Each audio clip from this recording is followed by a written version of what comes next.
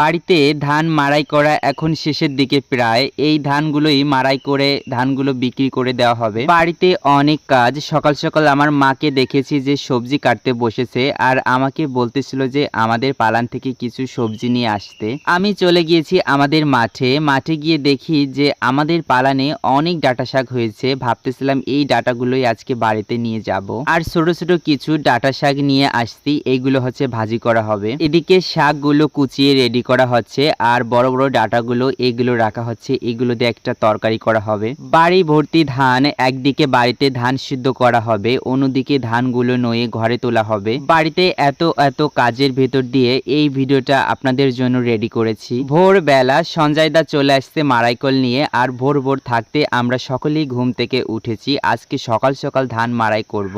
গ্রামের দিকে কিন্তু যত সকালে উঠে ধান মাড়াই করা হবে ততই সুবিধা। রোদ কম লাগতে লাগতে হচ্ছে ধানগুলো সব মাড়াই করা হয়ে যাবে। এই তো মনে হচ্ছিল কেবল ধান কাটা শুরু হয়েছে, কিন্তু এই প্রতিনিয়ত মেঘের কারণের জন্য সব ধান কেটে বাড়িতে এখন নিয়ে আসা হয়েছে আর মাড়াইও শেষের দিকে। আমাদের বাড়িতে ধান মাড়াই করা শেষ, সমস্ত ধান বাড়িতে মাড়াই করা হয়ে গিয়েছে আর এই যে বস্তা ভরে রাখা হয়েছে। আমাদের ধান মাড়াই করা হয়ে গেলেই পাশের বাড়িতে সমস্ত ধানগুলো মাড়াই করবে। এদিকে আমার মা বলতেছিল যে আমাদের পালান থেকে যে ছোট শাকগুলো আনা হয়েছে ওই শাকগুলো আমাদের টিউবওয়েল থেকে ধুয়ে দিতে। মায়ের সাথে সাথে এই কাজের সময়ে কাজগুলো আমি একটু হাতে হাতে করে দিচ্ছিলাম। মায়ের ডাটা দিয়ে হচ্ছে তরকারিটা রেডি আর এই ছোট ছোট শাক ভাজিটা রেডি। এখন আমরা খাবার খাইতে বসবো। এদিকে ধান মাড়াই শেষ হয়েছে আর কিছু কিছু ধান বিক্রি করে দেওয়া হচ্ছে, কারণ এত ধানগুলো ঘরে রাখার জায়গাটা হয়তো বা থাকবে না। বাড়িতে কিন্তু এখনো অনেক অনেক ধান ঢিপ দেওয়া রয়েছে।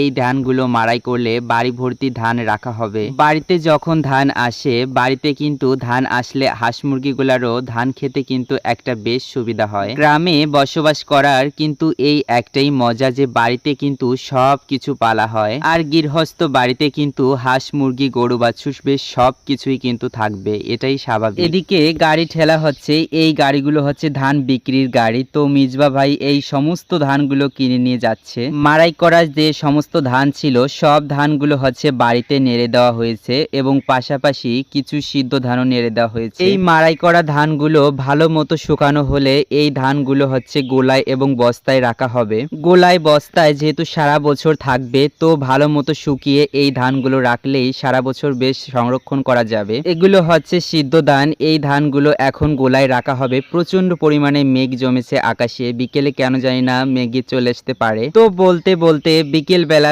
প্রচন্ড বেগে বৃষ্টি নেমেছে। এই বৃষ্টিগুলো হচ্ছে বৈশাখীর বৃষ্টি হয়ে নেমে আসছে।